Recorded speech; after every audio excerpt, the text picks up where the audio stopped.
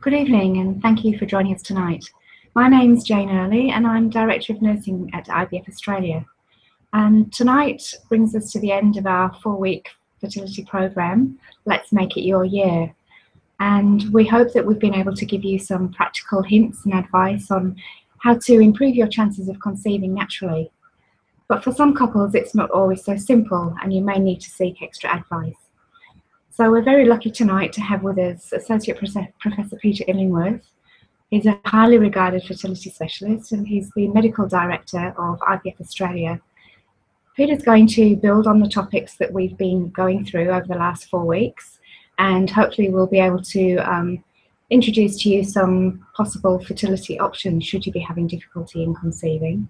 And we can also answer some questions, so please feel free to ask questions as we go along. So I'll hand you over to Peter, and on behalf of IVF Australia and Queensland Fertility Group, we truly would like to wish you that 2015 is your year. Thanks, Jim. Having a family is one of the most important things that couples take on in their lives, and when it doesn't work, it can be a soul-destroying experience. But what we'd like to do tonight is to talk a little bit about some of the approaches you can take to helping your chances of falling pregnant, some of the tests that can assess and look for any problems, and finally some of the treatments that couples use at different stages of the whole process of trying to have a family. So we'll just now do a slideshow for you.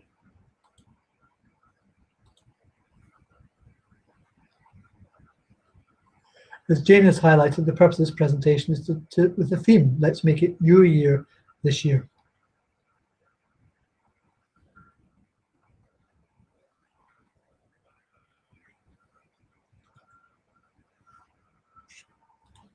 Okay. So let's make it your year. Pre-pregnancy health, common fertility issues, fertility assessment tests, treatment options, the IVF process and success rates. These are the themes that we're going to be covering as we go through the next half hour or so.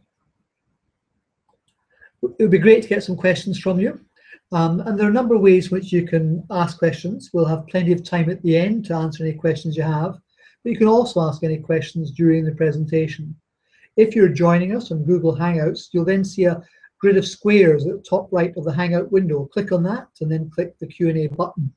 This will open up a questions window on the right side. At the bottom of the question window, click Ask a New Question, type your question, and then click Submit. If you're streaming live on YouTube, it's even easier. You can submit your questions below the video in the comments section, type your questions, and then just click Post. Finally, if we do run out of time to answer questions during the webinar, we will post a reply to your questions afterwards. Now, pre-pregnancy health. There are a number of aspects to pre-pregnancy health. The one that everyone focuses on is diet and exercise. And this is important, but it's also not important. The fact of this, what we know is that women who have a BMI of higher than 35 do find it harder to fall pregnant and are at slightly higher risk of miscarriage. And it's generally a good thing to be healthy and keep yourself fit and well. However, it's also important not to beat yourself up over it. If you go down the local Westfield shopping centre, you will see many women who are far heavier than you pushing strollers down the street. And I think it's very important that you do your best to stay healthy, but plenty of women who struggle with the weight end up having their family without any major difficulties at all. Smoking is clearly a good thing not to smoke cigarettes, but I would prefer to take a more positive approach to it. The aim of all of this is to have your family. I think it's very important that you take a positive view to the aim of smoking cigarettes as being to have healthy children who can look up at their parents and see two parents who don't smoke cigarettes. Alcohol and coffee, in limited quantities, alcohol and coffee probably has no effect at all on fertility. A low level of alcohol intake certainly has no effect on a man or woman's chances of conceiving, and there's certainly nothing wrong with the occasional cup or two of coffee each morning. It's only when either alcohol or coffee is taken to excess that it has any effect at all on fertility. Vitamins, clearly another thing in the same basket. For any woman who is planning to have a family, it's important that she takes folic acid and enough iodide in the same vitamin supplements. However, whether further vitamin supplements beyond that point have any real effect on fertility is a matter of great debate. Stress is another thing that many couples ask me about. Stress, any couple who is trying to have a family and not finding it easy is by nature stressed. The question is whether the stress itself is making it harder to fall pregnant. The available evidence is that it probably doesn't. I see many couples who are very relaxed but still find a great deal of difficulty in getting pregnant. On the other hand, I see many couples who are deeply stressed for whom pregnancy can sometimes happen quite quickly. Complementary therapies, many of you will have read about acupuncture and herbal remedies and many other aspects of this. There is some evidence to suggest that some of these things, particularly acupuncture, may have a role in promoting conception. But there's also quite contradictory research that suggests there may not be much effect at all. It certainly seems that these complementary therapies are on the whole very safe, and it's very unlikely you're doing your health any harm by taking them. But the jury is really still out on whether they really help or not. What other factors do we know of that affect fertility? Most couples are healthy. What could be wrong? Well, we know that 1 in 6 couples need help conceiving. We know that there are problems on the female side, tubal blockage, lack of ovulation, endometriosis, that can make it harder from the woman's point of view to get pregnant. We also know that there are many male-related conditions which can affect sperm production and the health of the sperm being produced. In some cases, for some couples, it's a combination of both of these things. For other couples, and this can often be the hardest thing of all, there may be no obvious explanation, and it can be a very difficult thing trailing around different doctors with none of them able to really explain why this huge problem in your lives is there and what's going on. One important concept to bear in mind is shown in the graph on the right-hand side of this slide, and that shows that the percentage of couples pregnant after months of trying naturally goes up quite slowly and keeps on rising as time goes past. For instance, only 20% of couples who set out to have a family will fall pregnant in the first month. And after 11 months of trying, that figure is up to about 80%. In other words, there are 20% of couples who haven't fallen pregnant in the first year of trying who still manage to have a baby after that. So do keep going, do keep trying. The prospects for success, if there is no apparent explanation for your difficulty in conceiving, can remain high for a long time. What happens when you attend to have your fertility checked? Well, the first thing is that the specialist will take a history of both of you. And the important things that will guide you as to your chances of falling pregnant are, firstly, how long have you been trying? Couples who have not been trying very long have a very good prospect of falling pregnant without any medical intervention, while couples who've been trying for a longer time or for many years would find things a lot harder. The second important feature is the age, particularly the female partner. As a woman gets older, it is progressively more difficult for her to have her family. The third feature is whether the woman has had a baby before. A woman who's had one baby before will find it easier to have a baby again than a woman will to have a baby for her the first time. The man's age is not irrelevant to this. As a man gets older, as a man gets beyond the age of 40, his wife is more liable to have a miscarriage regardless of her own age. And his wife is more liable to have difficulties in conceiving. However, the female age is still the more important factor of the two. What sort of tests can be done to find out why things aren't working? Well, a very important blood test these days is for anti-Mullerian hormone, or AMH. This is a blood test that will measure indirectly the number of eggs in a woman's ovaries. This is a very important thing, as this will tell her how long she has left to have her family. It will also tell her that should she end up having to have IVF, how many eggs are likely to be collected during the IVF cycle. However, it's also important to know the limitations of the test. A low AMH level does not mean that it would be harder for you to fall pregnant. Each month, when a woman is trying to fall pregnant, she will release one egg each month, and that one egg will still be released, regardless of whether she has a high or a low number of eggs remaining in her ovaries. And a low AMH does not mean that women will have more difficulty in falling pregnant by herself. Other blood tests are important too. It's important to make sure that the woman each month is releasing an egg each month. It's also important to ensure that her general health, including her thyroid glands, antibodies, and her chromosomes are all healthy and normal. One of the harder tests to have done is to assess the uterus and the fallopian tubes. Nowadays, this is commonly done in Australia by a specialised ultrasound called the high COSI. At this specialised ultrasound, sterile fluid is injected through the cervix. An ultrasound, the doctor can see that the uterus is the right shape. It can also see whether the sterile fluid is passing down both fallopian tubes, telling the doctor that there's no blockage in either fallopian tubes. By contrast, as probably you'd expect, the man has it much easier, and all the guy has to do is provide a sperm sample for analysis. And a typical sperm sample will check the number of sperm, the movement, and the shapes of the sperm. But more sophisticated testing is also possible.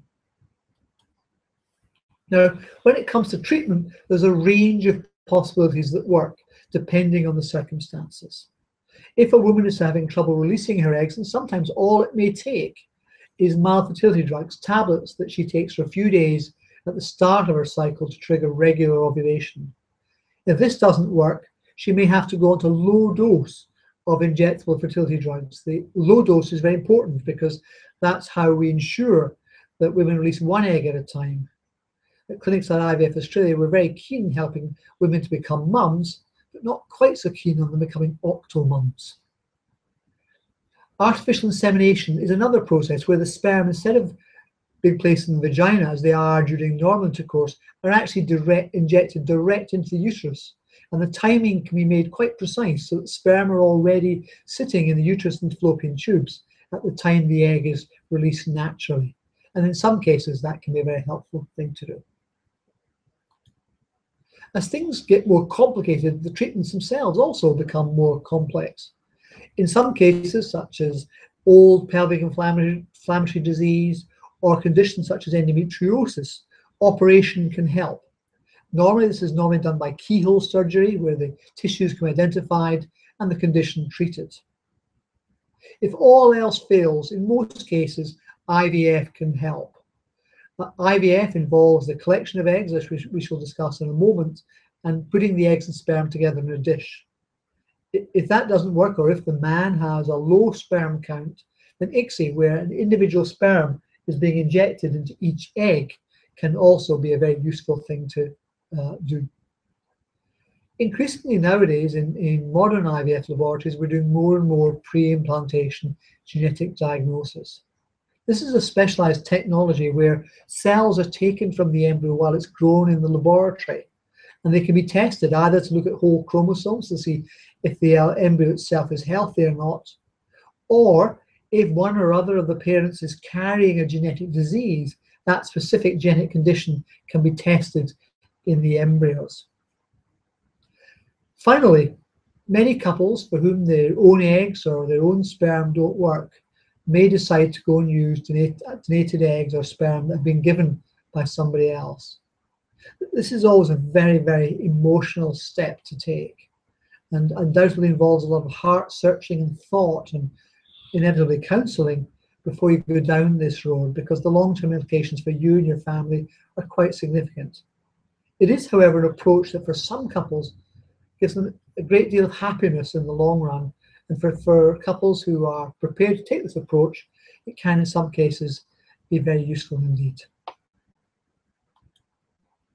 What happens in an IVF treatment cycle? Well, there are a number of processes that a woman who's going through IVF will have to go through. The first step is normally to use a drug to stimulate the ovaries. In any given month, a woman will normally grow 9 or 10 eggs, but will by herself only release one of them. The aim of the drugs in an IVF cycle is to stimulate all of the 9 or 10 eggs to grow so that 9 or 10 eggs can be collected at the egg collection.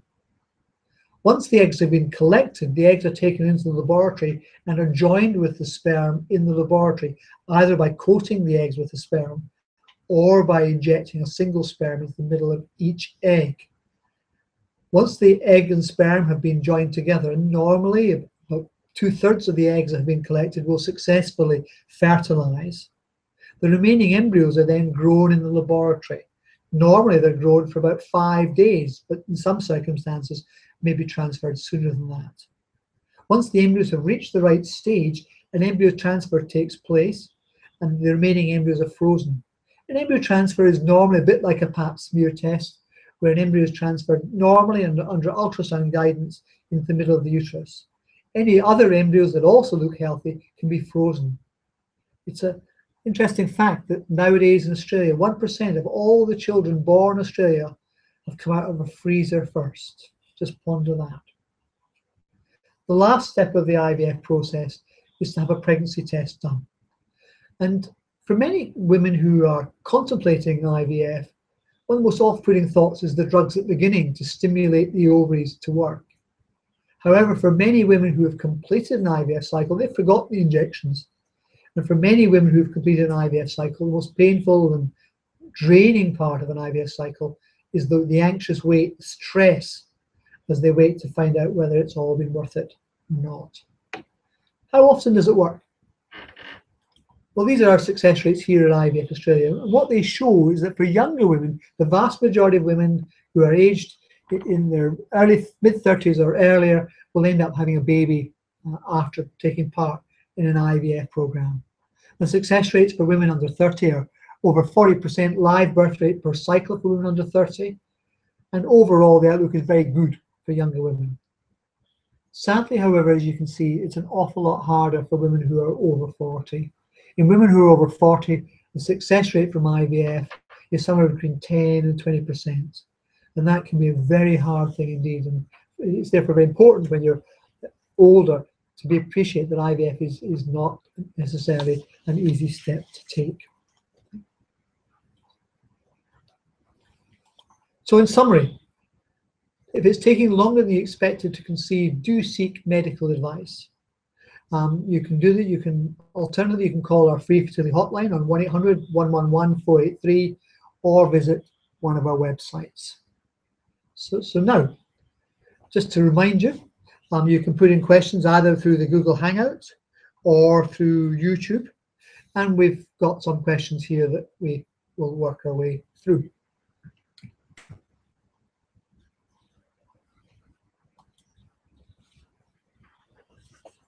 Hi, welcome back. We got an interesting email earlier today, which I'll read to you, and there are some good questions at the end. This particular lady, she's been off the pill since March 2014 and trying to fall pregnant. I fell pregnant in July 2014 with an ectopic pregnancy and had my fallopian tube removed. I have had all the necessary tests, including AMH, tubal patency test, regular ovulation tracking, and no issues have been found. My husband has a sperm analysis done. His first test showed low motility and low morphology. He started taking fertility booster drugs after my ectopic and went for another sperm analysis 3 months later, and the results miraculously had improved. I do have a history of Graves' disease, which is an overactive thyroid, but have been in remission since 2010 and have had regular blood tests to check my levels. My bloods still show the thyroid antibodies, but none of the doctors have seen that this is of any concern. I've been told I can fall pregnant naturally. However, as one of my tubes has been removed, I only have a 50% chance of that happening. My questions are, how long should we try naturally for? Would other procedures other than IVF, such as IUI, be an option for us? Does the position in which you have sex make a difference? And do you have any other comments?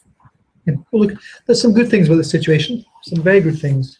The first is that you've been pregnant before, and that's an important thing. A woman who's been pregnant before has a good chance of falling pregnant again. The second thing that's good is that the tube looks patent, and therefore things can happen by themselves. That's a very important thing.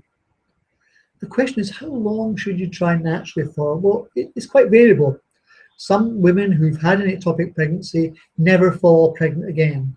On the other hand, some women who've had one ectopic fall pregnant by themselves naturally very quickly afterwards, and things work out well in the long run without any need for IVF. My advice would be that you should continue trying for a bit longer and keep going naturally, first of all, bearing in mind that you've always got IVF to go back to. It is, however, important that the question doesn't say how old you are, but that undoubtedly is a factor. If you're in your early 30s and you've got plenty of time, having a good AMH is a very encouraging feature, by the way. If you've got plenty of time, then feel free to take it. You lose nothing by trying for longer and give yourself a chance of falling pregnant naturally. If, however, you're in your late 30s or early 40s, then clearly you want to get on with IVF sooner rather than later. But it's a good situation. You've been pregnant once, it can happen again. The other question is, in what position do you have sex? Now, it's very common for couples who are struggling to have their families to examine every aspect of their lives together and say, are we having sex properly? What happens if half the sperm falls out after intercourse? The fact is that none of these things really matter. As long as you're having regular sex with your partner, regular sex means every second night or more often around the fertile time of the month, then how couples have sex has no effect at all on their prospects of falling pregnant. It's an important question and one that many couples ask. We've had another question, Peter. Just if you could explain a bit more about how the AMH test works. Yeah, the AMH is a blood test, and what AMH does is it measures. AMH is a tiny chemical that is produced from the tiny eggs as they grow in the ovaries, and it's the eggs that are just starting to grow that produce this chemical, and therefore the measurement of AMH level in a woman's blood it has been found to be a very reliable guide to the number of eggs that are dormant or just starting to grow in the ovary. And if a woman has a high AMH level, that can sometimes be a sign that she has a condition called polycystic ovaries. If a woman has a very low AMH level, that means that she may be likely to have a menopause more earlier than other women, but it will still be a long, long way off. I think the important thing is that an AMH predicts the future. It does not predict the present. And a woman with a low AMH level in the present has exactly the same chance of conceiving as a woman with a higher level. One of the questions that often crops up is why should a woman's periods be irregular? And if a woman's periods are irregular, there can be a variety of causes for it. There can be causes that are good news and causes that are bad news. Causes that would be good news would be a woman who has an irregular cycle and is diagnosed as having polycystic ovaries. In general, polycystic ovaries is linked to having a high AMH level, in other words, having lots of eggs, and that opens up lots of opportunities for treatment, including tablets, oral fertility drugs such as clomiphene, or injections, low doses of injectable fertility drug to induce ovulation. And while PCOS can be a deeply frustrating experience, most women who have PCOS find it hard to fall pregnant, have to go through a number of treatments to achieve the baby, but almost all of them do end up pregnant sooner or later, so it's not bad news. On the other hand, if a woman's having irregular periods and her AMH is very, very low, that can be very bad news, because that can be a sign that the eggs are in very short supply, and the options for falling pregnant are much more limited than that. In itself can be a very bad sign indeed. In general, women who have a higher AMH level tend to do better on IVF. Women who have a lower AMH level may only get 1 or 2 eggs at IVF, and that can make things more difficult for them. We need you to send in your questions because we're running out. One other factor is that the issue of what happens when a sperm count is low. And when a sperm count is low, sometimes just simply try naturally, just keeping going for longer. If the sperm count's only slightly low, may be enough to help things along.